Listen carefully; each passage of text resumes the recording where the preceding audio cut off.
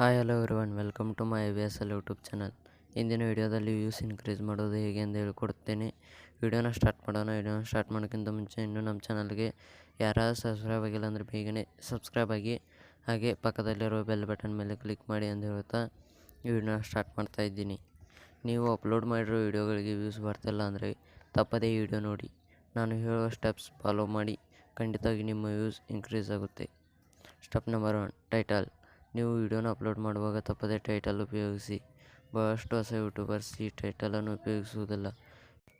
ನೀವು ಯಾವ ವಿಷಯದ ಬಗ್ಗೆ ವಿಡಿಯೋ ಮಾಡುತ್ತೀರಾ ಅದೇ ವಿಷಯಕ್ಕೆ ಸಂಬಂಧಿಸಿದ ಹಾಗೆ ಟೈಟಲ್ನಲ್ಲಿ ಟೈಪ್ ಮಾಡಿ. Step number 2, thumbnail. ನೀವು ತಪ್ಪದೇ ಥಂಬ್ನೇಲ್ ಉಪಯೋಗಿಸಬೇಕು.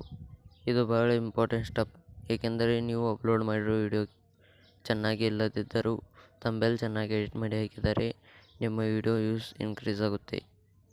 ಥಂಬ್ನೇಲ್ ಎಡಿಟ್ ಮಾಡುವ ಬೆಸ್ಟ್ ಆ್ಯಪ್ ಅಂದರೆ ಪಿಕ್ಸೆಲ್ ಆ್ಯಪ್. ಬಹಳಷ್ಟು ಯೂಟ್ಯೂಬರ್ಸ್ ಥಂಬ್ನೇಲನ್ನು ಪಿಕ್ಸೆಲ್ ಆ್ಯಪ್ನಲ್ಲೇ ಎಡಿಟ್ ಮಾಡುತ್ತಾರೆ. Step number 3, public, unlist and private. ಇದು ಬಹಳ ಇಂಪಾರ್ಟೆಂಟ್ ಸ್ಟೆಪ್.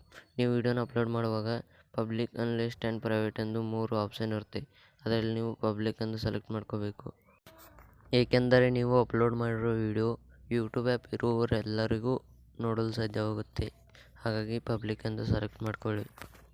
ನಾನು ಹೇಳಿರುವ ಈ 3 ಸ್ಟೆಪ್ ಫಾಲೋ ಮಾಡಿ, ನಿಮ್ಮ ಯೂಟ್ಯೂಬ್ ವಿಡಿಯೋ ವ್ಯೂಸ್ ಖಂಡಿತವಾಗಿ ಇನ್ಕ್ರೀಸ್ ಆಗುತ್ತೆ ಎಂದು ಹೇಳ್ತಾ ವಿಡಿಯೋನ ಮುಗಿಸ್ತಾ ಇದ್ದೀನಿ. ನೆಕ್ಸ್ಟ್ ವಿಡಿಯೋದಲ್ಲಿ ಸಿಗೋಣ. Thank you for watching.